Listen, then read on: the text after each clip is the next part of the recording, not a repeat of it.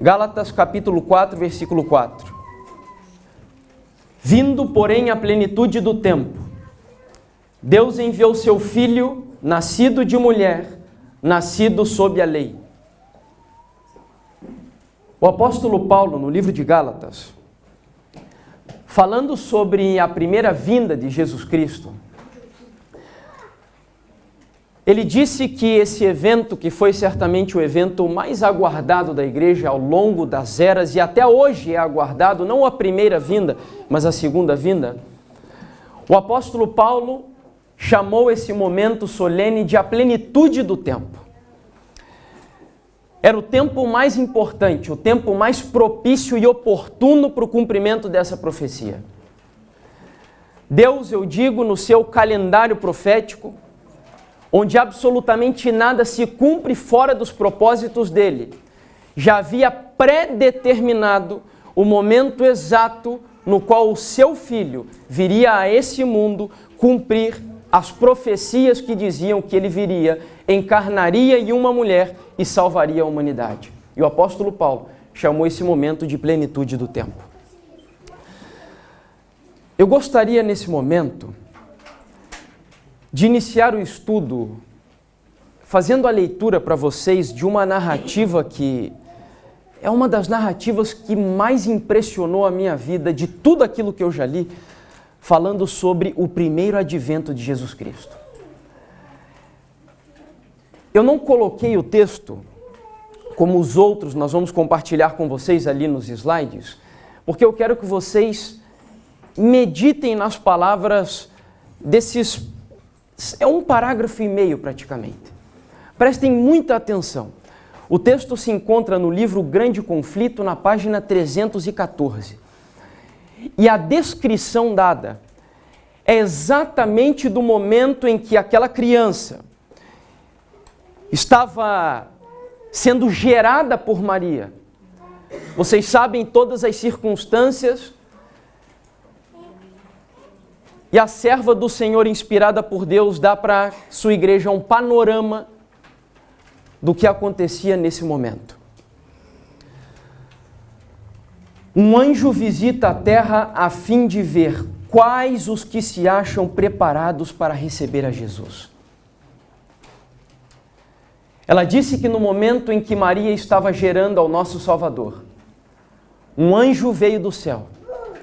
E ele começou a sobrevoar a cidade de Jerusalém para encontrar quais eram as pessoas que estavam esperando o advento do Messias. Não pôde, porém, distinguir sinal algum de expectativa.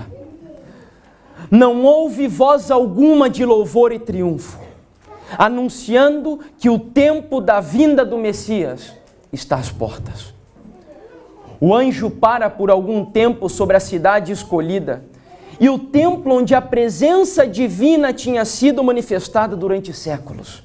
Mas mesmo ali, a idêntica indiferença. Então o anjo do Senhor começa agora a sobrevoar a cidade de Jerusalém e ele logicamente para no local onde a expectativa do primeiro advento de Jesus deveria ser a mais visível, na igreja. E o anjo do Senhor começa agora a observar no meio daquela multidão de adoradores e ninguém estava esperando o advento de Jesus. Os sacerdotes, em sua pompa e orgulho, estão oferecendo profanos sacrifícios no templo.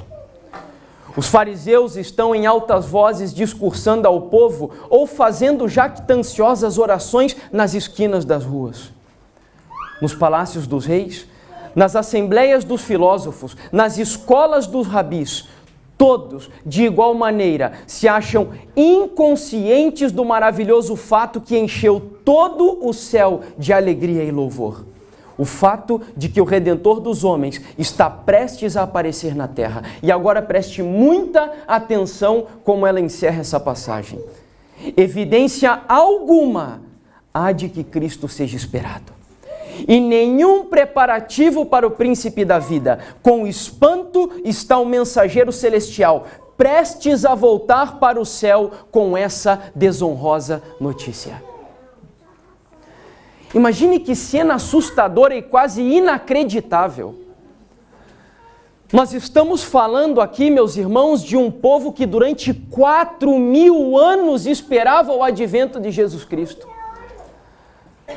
Nós estamos falando aqui de uma igreja que durante 4.000 anos, desde que a promessa foi feita pela primeira vez no Jardim do Éden, quando Deus chegou para Adão e Eva e disse que ele suscitaria da semente da mulher uma descendência que feriria a cabeça da serpente, embora a serpente lhe ferisse o calcanhar. Essa foi a primeira vez em que Deus estava fazendo a promessa da vinda de Jesus. E desde esse momento, até que Jesus encarnou aqui na terra, 4.000 anos se passaram. E se vocês examinam o Antigo Testamento, os estudiosos dizem que existem mais de 300 profecias falando da primeira vinda de Jesus Cristo. Só para vocês terem uma ideia, não precisam abrir a Bíblia, mas no livro de Números, capítulo 24, verso 17, a Bíblia diz que uma estrela apareceria no céu anunciando quando o Filho de Deus estivesse nascendo aqui na terra. E vocês sabem que isso aconteceu. Agora, o interessante foi que homens filósofos, homens pagãos que vieram de uma cidade que não havia ali presença da igreja de Deus, eles entenderam que o cumprimento dessa profecia estava presente na geração deles e a própria igreja de Deus não conseguiu compreender que o tempo havia chegado. O livro de Miqueias, capítulo 5, versículo 2, diz a cidade onde Jesus Cristo nasceria. O livro de Daniel, capítulo 9, verso 25 até o 24, diz quando ele seria batizado, quando ele morreria e quando a porta da graça se fecharia para o povo judeu. E o livro de Levíticos, capítulo 23, pasmem, chega a dizer o mês que Cristo morreria, o dia da semana que ele morreria, o dia do mês que ele morreria e até a hora em que ele seria crucificado. Ou seja, eram tantas evidências que é quase inacreditável como pode um povo que durante todo o dia estava lá cultuando, abrindo a Bíblia, indo no templo, supostamente adorando a Deus e esperando, teoricamente, a vinda de Jesus. E quando Jesus veio, eles não perceberam. Mesmo com todas essas evidências, nós encontramos essa declaração que para mim é quase incompreensível do apóstolo que nós conhecemos como discípulo do amor, que é o apóstolo João. No livro de João, capítulo 1, versículo 11, abra lá a tua Bíblia, e você conhece bem essa passagem. João, capítulo 1, versículo 11. O apóstolo do Senhor diz assim: veio para o que era seu, e os seus não receberam. Não receberam, em outras palavras, não esperavam. Não estavam aguardando a vinda de Jesus Cristo. Como podem essas palavras serem tão reais como nós conhecemos? Isso deveria ser objeto de estudo profundo de cada um de nós como igreja. Sabe por quê, meus irmãos? Porque para que isso acontecesse, algo deve ter ocorrido no meio daquele povo. E a pergunta é a seguinte: o que aconteceu que fez com que quase toda uma nação fosse cegada a ponto de que aquele que eles mais esperavam foi o mais odiado entre todos os profetas que Deus enviou para advertir aquela nação? O que será que aconteceu? O primeiro texto que eu gostaria de projetar para vocês aqui nessa manhã se encontra no livro Desejado de Todas as Nações, na página 115, e aqui nós vamos começar a entender um pouco do porquê quase uma nação inteira não estava atenta quando se cumpriu a primeira vinda de Jesus Cristo. Muita atenção. Quando foi dada a palavra escrita, Satanás estudou as profecias concernentes ao advento do Salvador. Muita atenção. O texto está dizendo que se há alguém que é um profundo estudioso das profecias, esse alguém se chama Satanás. Isso é tão verdade, isso é tão verdadeiro, que se bem é certo que uma geração quase que toda de adoradores não estava atenta para o cumprimento da profecia da vinda de Jesus, Satanás estava no encalço de Jesus Cristo, porque ele sabia que era o Filho de Deus que estava nascendo de Maria. E ele possuiu, ele entrou no corpo de um homem chamado Herodes, para fazer com que Herodes perseguisse a Jesus Cristo. E essa é a maior prova de que ele estava estudando as profecias e aplicando as profecias no seu tempo correto. E ele trabalhou profundamente para que a igreja não entendesse isso. O texto segue. De geração a geração, operou com o intuito de cegar o povo de Deus para essas profecias, de modo a rejeitarem a Cristo em sua vinda. Então, se nós pudéssemos responder essa pergunta, por que quase que uma geração inteira de professos cristãos, de judeus, rejeitou a Jesus na sua primeira vinda? Se nós pudéssemos encontrar ao menos uma resposta para isso nessa passagem, é porque Satanás cegou aquele povo para o entendimento do que, irmãos? Das profecias. Satanás cegou aquele povo para o entendimento das profecias. E será que essa seria também a estratégia dele para o tempo que nós estamos vivendo? O que vocês acham? Ele teve êxito com o que ele fez lá com o povo judeu ou não? Lógico, ele não precisa mudar as estratégias. Eu sempre digo que as estratégias de Satanás, elas são sempre as mesmas. A única coisa que ele faz é sofisticar cada uma delas, adaptando as suas estratégias a cada geração. Por exemplo, talvez naquele tempo ele ocupasse o povo judeu com futilidades que haviam naquela época. Hoje as futilidades que existem no nosso tempo poderiam se chamar televisão, entretenimentos. Não que a televisão seja mal, mas é que existem tanto lixo na televisão que nós acabamos perdendo demasiado tempo que deveria ser gasto com o estudo profundo das profecias. Nós estamos tão acostumados, por exemplo, a ver filmes de Hollywood que estimulam demasiadamente a nossa vida, que nós não conseguimos parar para fazer uma leitura que no primeiro momento é a monótona das Escrituras. A nossa mente hoje ela é tão acostumada a receber as informações já prontas que nós não permitimos com que a nossa mente viaje nos assuntos que Deus gostaria que nós viajássemos na palavra de Deus. Sabia que no livro Desejar de Todas as Nações, a serva do Senhor diz que seria bom que nós meditássemos 1 hora por dia na vida de Jesus? E que deixássemos que a nossa mente voltasse até aquele tempo e vislumbrasse cada uma daquelas cenas, especialmente as cenas finais do seu ministério, ela diz assim. Então nós ocupamos essa hora diária, talvez assistindo um jogo de futebol, assistindo uma novela, e nós estamos mal acostumados, estamos num emaranhado de atividades que o inimigo criou para nos impedir de gastarmos tempo estudando as Escrituras. E não pensem que naquele tempo foi diferente. Ou quando estudavam doutrinas e ensinamentos humanos, livros e coisas que não prestam absolutamente nada para o crescimento espiritual. Meus irmãos, nós podemos estar tão seguros de que essa estratégia de Satanás se repetiria contra a igreja do Senhor nos últimos tempos, que Satanás... E quando eu falo em Satanás, não se assustem muito, tá? É que o nome Satanás hoje, para algumas pessoas, ele tem uma conotação muito pejorativa, negativa, e de fato é negativa, mas Satanás, o nome Satanás significa simplesmente adversário, porque ele é o adversário da igreja. Então nós temos que entender que ele é o nosso adversário, ele vai fazer de tudo para nos impedir de entrar no céu. E principalmente quando nós falamos da igreja do Senhor. Vocês sabem, o que diz lá Apocalipse capítulo 12, versículo 12? De que o dragão irou-se contra quem? Contra a mulher. E quem é a mulher? E quem é o dragão? Entende? Então a grande preocupação dele está contra a igreja do Senhor nesse tempo. E principalmente com um povo que a Bíblia chama de o remanescente da sua descendência.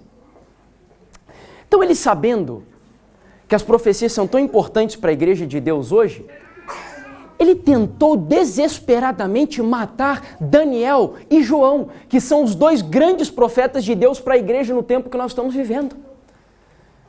Como que Satanás tentou matar Daniel? Vocês se lembram? Até as crianças conhecem essa história. Ele tentou fazer com que Daniel fosse morto na cova de quem? dos leões.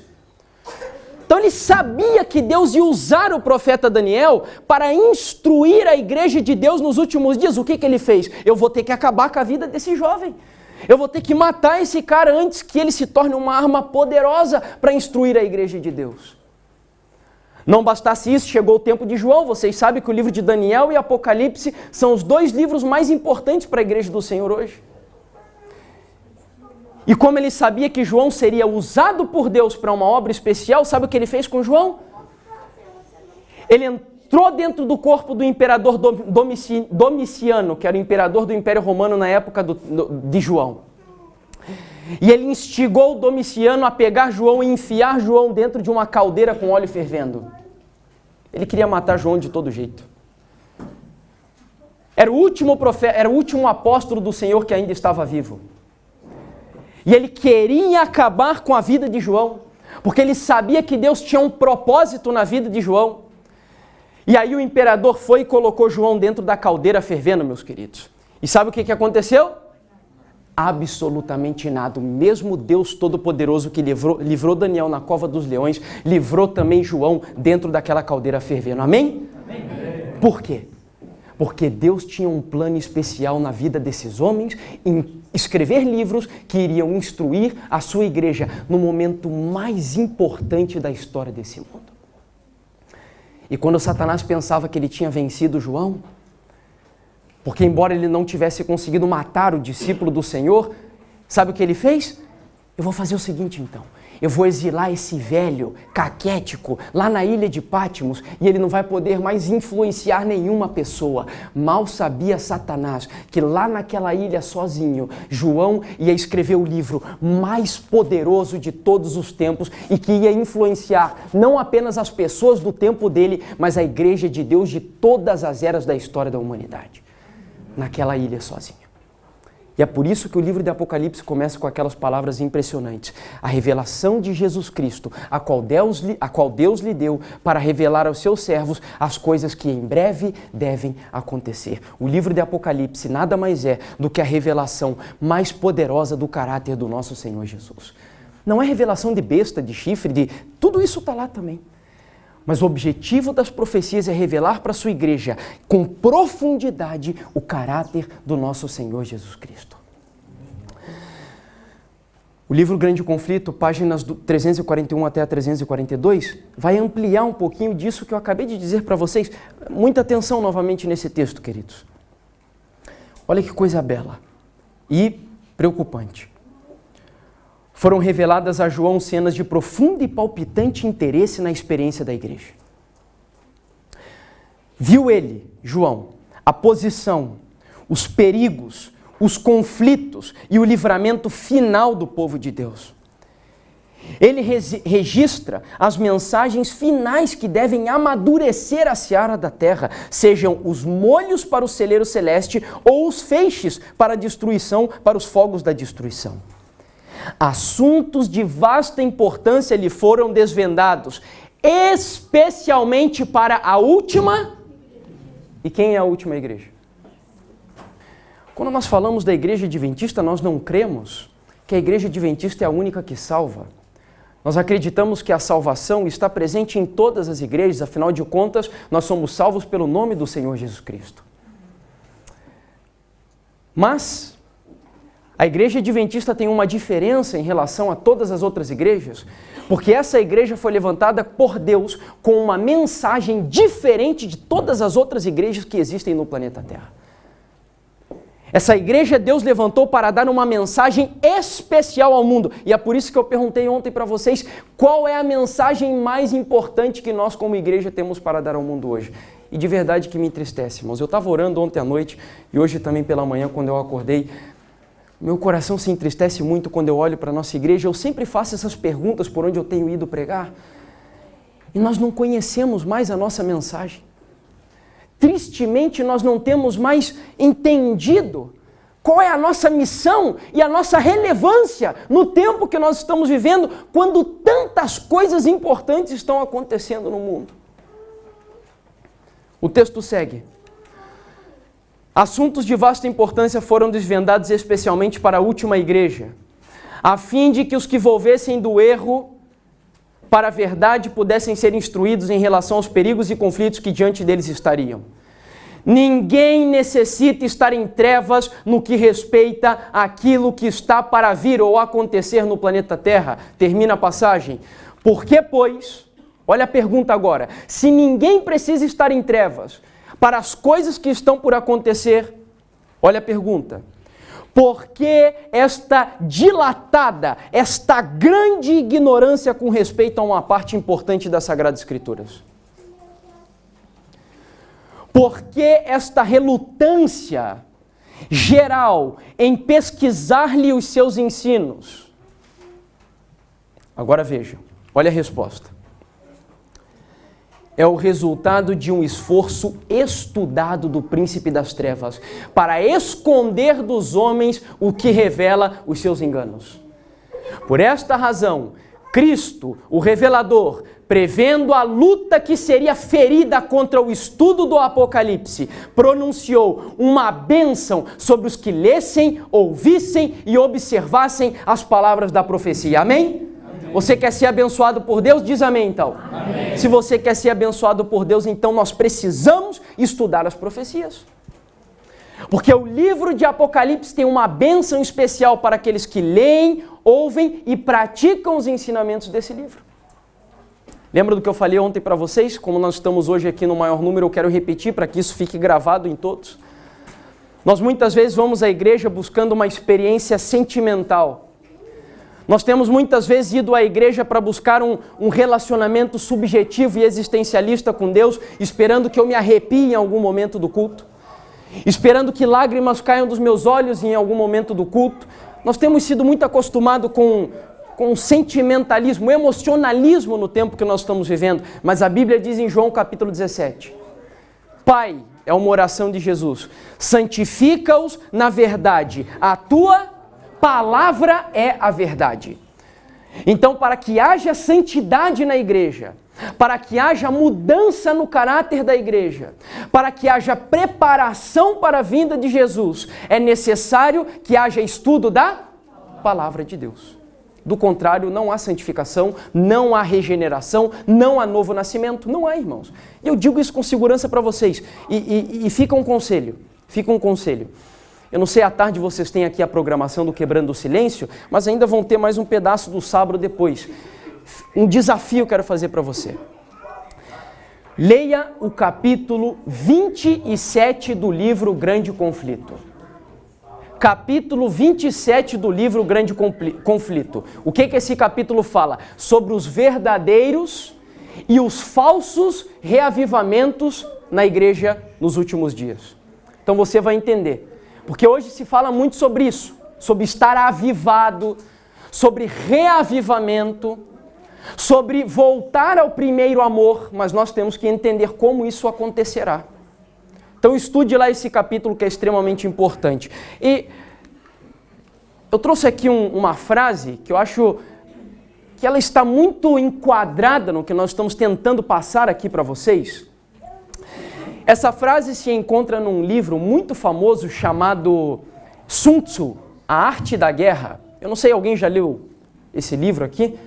Alguns já fizeram a leitura. Esse é um livro muito utilizado por empreendedores. É um chinês, filósofo e general, e ele escreveu uma série de conselhos para o seu exército. Conselhos muito importantes. E são tão importantes que os empreendedores têm lido esses conselhos e buscado aplicar nas suas empresas e pessoas também no seu dia a dia. E tem uma frase nesse livro que ela é muito importante e se enquadra no que nós estamos estudando aqui. Olha só o que diz essa frase, irmãos, que fenomenal. Preste atenção. Se você conhece o inimigo e conhece a si mesmo, não precisa temer o resultado de 100 batalhas. Se você conhece a você mesmo, mas não conhece o inimigo, para cada vitória, ganha, sofrerá uma derrota. Mas se você não conhece nem você mesmo e nem o teu inimigo, perderá quantas batalhas? Todas as batalhas. Então é uma questão de escolha. Estudar o livro de Apocalipse Significa entender a identidade da igreja, a missão da igreja, como se preparar para a vinda de Jesus e mais, como entender quais são as armadilhas de Satanás usadas contra a igreja do Senhor. Imagine você ir para uma guerra sabendo tudo que o inimigo vai fazer contra você. É bom ou não é bom? É maravilhoso. Maravilhoso. Isso aconteceu na história do povo de Deus. Vocês se lembram da história de Eliseu? Lembra da história de Eliseu? Quando o exército de Samaria estava tramando várias estratégias para entrar no meio de Israel e destruir o povo do Senhor, aí tinha um profeta no meio do povo de Deus que dizia tudo o que eles tinham tramado secretamente, e eles pensavam que havia inclusive algum cagueta, alguém que ficava lá contando as coisas que eles tramavam, e não tinha nada de cagueta não, tinha o Espírito Santo de Deus que mostrava todas as coisas para a sua igreja, para que eles pudessem estar protegidos contra as armadilhas de Satanás. Então, saber quais são os enganos do inimigo e como me preparar para o tempo do fim significa só uma coisa: vitória pela graça e pelo poder de Jesus Cristo. Amém. É isso que significa. E aonde encontra isso? No estudo das profecias. Agora eu quero responder para vocês então. Que mensagem é essa? Qual é a mensagem mais importante que Deus deu para a nossa igreja hoje? Para a última igreja? Alguém aqui tem ideia? Irmão Maicon respondeu aqui na frente. A mensagem mais importante que Deus deu para a igreja nesse tempo que nós estamos vivendo, irmãos, se encontra em Apocalipse, capítulo 14, versículo 6 até o versículo 12. Abra lá a tua Bíblia. Apocalipse, capítulo 14, versículo 6 até o versículo 12.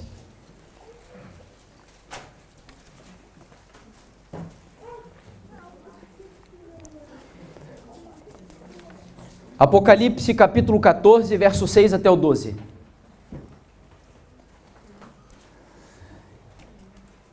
Essa é a mensagem mais solene para a igreja no tempo que nós estamos vivendo. E vi outro anjo voar pelo meio do céu, tendo um evangelho eterno para pregar aos que se assentam sobre a terra, e a cada nação, tribo, língua e povo, dizendo em grande voz: temei a Deus e dai-lhe glória, porque chegou a hora do seu juízo, e adorai aquele que fez o céu, a terra, o mar e as fontes das águas. Seguiu-se outro anjo, dizendo: caiu, caiu a grande Babilônia, que tem dado a beber a todas as nações do vinho da fúria da sua prostituição. Seguiu-se a estes o terceiro, dizendo em grande voz: se alguém adorar a besta e a sua imagem, e receber a sua marca na fronte ou sobre a mão, também esse beberá do vinho da ira de Deus, preparado sem mistura no cálice da sua ira, e será atormentado com fogo e enxofre diante dos santos anjos e na presença do Cordeiro. E não tem descanso algum, nem de dia e nem de noite, os adoradores da besta, da sua imagem e quem quer que receba a sua marca. Aqui está a paciência dos santos, os que guardam os mandamentos de Deus e a fé de Jesus. Quantas mensagens são? 3 mensagens.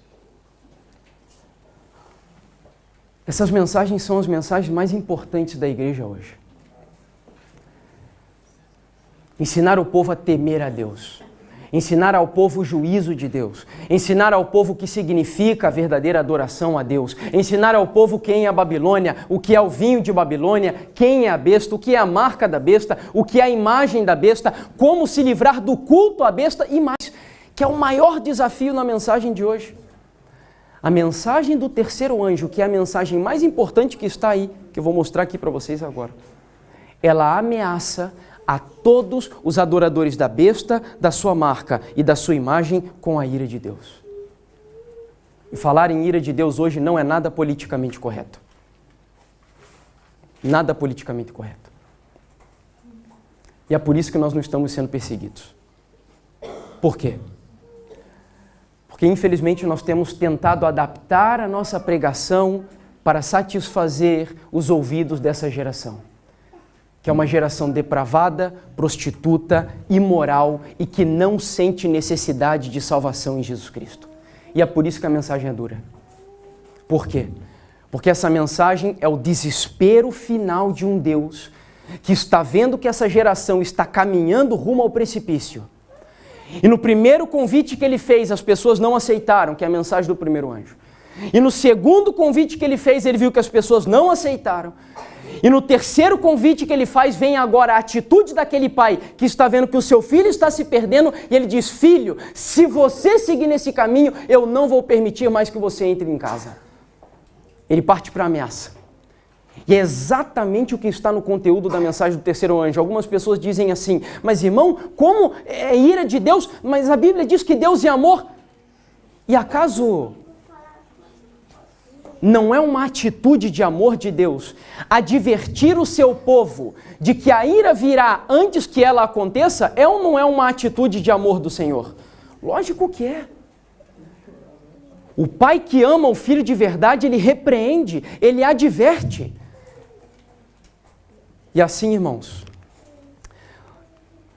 mensagem escolhida, segunda mensagem escolhida, volume 2, capítulo 12, preste muita atenção nessa passagem, porque daí a pergunta agora seria: essas 3 mensagens, qual é a importância delas?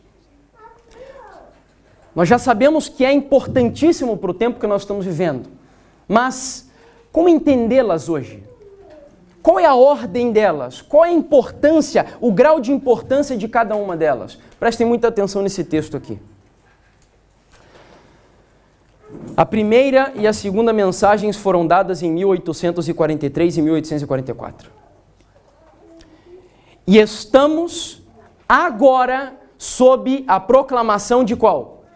Da terceira. Mas todas as 3 devem ainda ser proclamadas. Pela pena e pela palavra devemos fazer soar a proclamação, mostrando-lhes a ordem e a aplicação das profecias que nos trazem até a mensagem do terceiro anjo. Olha só o que ela está dizendo aqui. Qual é das 3 mensagens a mais importante para o tempo que nós vivemos? Das 3 mensagens, qual é a mais importante? A terceira mensagem. E o que diz a terceira mensagem? Vocês se lembram aí? Se alguém adora a... Você sabe quem é a besta? E a sua imagem. Você sabe o que é a imagem da besta? Você sabia que há mais ou menos de um mês atrás, nos Estados Unidos da América, o primeiro passo para a consolidação da imagem da besta e da marca da besta foi dado? Você sabe disso? Você tem ideia do que está acontecendo no mundo e do que significa esse movimento ecumênico que a cada dia se torna mais forte? E que, curiosamente, tem muito adventista que não entende a gravidade disso e que está sendo embalado juntamente com esse movimento ecumênico? Ela diz então que nós devemos compreender que nos encontramos agora no tempo da mensagem do terceiro anjo e a nossa missão é mostrar ao povo a ordem, a aplicação das profecias que nos trazem até a mensagem do terceiro anjo. Sabemos fazer isso? E o último texto que eu quero compartilhar com vocês aqui. Testemunhos Seletos, volume 2, capítulo 43. Enquanto o mundo protestante, quem são os protestantes? O protestantismo hoje já não protesta mais, que é até difícil nós usarmos a palavra protestante hoje. As pessoas sabiam, isso é verdade, irmãos. Talvez entre os adventistas não tanto, mas infelizmente os nossos irmãos evangélicos, eles já vivem um movimento gospel, que é conhecido, como são conhecidos a maioria hoje desse mercado evangélico que se criou na geração que nós vivemos, que se resume em música, não que a música seja ruim, absolutamente. A música tem uma parte importantíssima no culto, mas ela jamais deveria substituir o estudo da palavra, a oração, por exemplo. E então, eles já estão tão acostumados nesse clima sentimental que quando se fala de evangélicos, de protestantes, parece que na cabeça deles são apenas os luteranos, os calvinistas, aqueles protestantes mais tradicionais, que também já estão se unindo no movimento ecumênico, mas não são. Então ela começa o texto aqui dizendo: enquanto o mundo protestante está por sua atitude fazendo concessões com Roma, Despertemos para compreender a situação e observar em seus verdadeiros lances a contenda entre nós. Ergam os vigias agora a voz e deem a mensagem que é verdade o quê? Verdade o quê? Presente para este tempo. Para este tempo. Lembra do que nós vimos ontem? Qual era a verdade presente do tempo de Noé? A mensagem mais importante do tempo de Noé era o dilúvio. Ai de Noé se ele não pregasse sobre o dilúvio. Deus ia requerer cada alma que se perdesse das mãos dele, se ele não fosse verdadeiro com aquelas almas. É lógico que eu vejo Noé pregando com amor, com zelo, com estratégias. Eu não vejo Noé aqui como um fanático louco, sem se importar com os sentimentos das pessoas. Mas Noé sabia que aquela mensagem era a mensagem mais importante. Era a verdade presente para o tempo dele. E ela diz aqui, ergam os vigias agora a voz e deem a mensagem que é verdade presente para esse tempo. E é daqui que eu tirei o tema de hoje. Mostremos ao povo onde nos encontramos na história profética e procuremos despertar o espírito do verdadeiro protestantismo. Eu ia um pouquinho mais além no tema de hoje, mas eu não vou. Eu não vou avançar um pouquinho mais. Eu tinha aqui mais algumas folhas para cobrir o estudo, mas eu vou deixar para amanhã. Eu ia só seguir o tema de hoje amanhã. Eu ia entrar com vocês no estudo para começar a mostrar onde nos encontramos na história profética. É impressionante. Vocês vão ver como na Bíblia, Deus ele abre um cronograma, imagine um gráfico. Na Bíblia, Deus tem um gráfico que ele mostra desde o ano 553 a.C. e ele avança até os dias de hoje e ele vai avançar ainda mais até a segunda vinda de Jesus. Imagine o privilégio que nós temos de entender isso e podermos mostrar às pessoas quão pertinho nós estamos, meus irmãos, de ver o nosso Senhor Jesus Cristo rasgando as nuvens dos céus. Muito perto, irmãos. Muito perto. Falta muito pouco. E quando nós estudamos as profecias, isso é alimentado mais no nosso coração. Irmãos, os profetas e os homens de Deus queriam estar vivendo no tempo que você está vivendo. Eles falaram dos sinais que vocês estão vendo hoje. Eles profetizaram de coisas que estão acontecendo hoje e não tem como meu coração não arder de alegria saber que essa nossa geração é a geração que está vivendo cada detalhe da profecia se cumprir e muito provavelmente os nossos olhos que estão aqui hoje, olhando esse pecador aqui nessa igreja, pregando essa mensagem para vocês, esses olhos ainda verão o nosso Senhor Jesus voltando nas nuvens dos céus. Amém. É muito solene o tempo da história que nós vivemos e é por isso que ela diz, mostremos ao povo, por quê? Porque o povo não tem ideia. O povo diz pra gente, já faz 2000 anos que vocês estão falando isso e a profecia não se cumpre e ele não vem, então é maravilhoso quando nós abrimos para as pessoas a história. E nós mostramos que Deus mostrou absolutamente tudo chegando até hoje, até o tempo que nós vivemos e como isso tudo vai terminar. Eu quero terminar com vocês lendo Mateus capítulo 24. Mateus capítulo 24, naquele sermão do monte, onde tantas coisas importantes foram escritas para a igreja. Mateus capítulo 24, versículo 45 até o 46.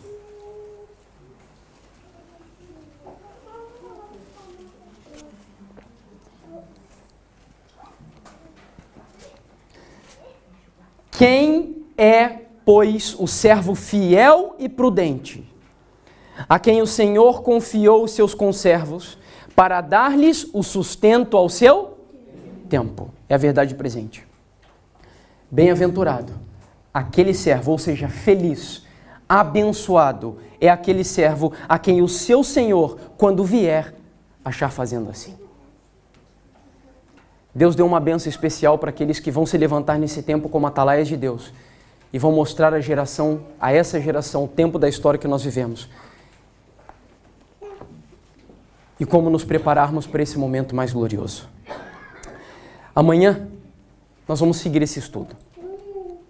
Eu vou mostrar para vocês, como disse, uma profecia que começou lá no ano 553 a.C. e ela vai atravessando a história.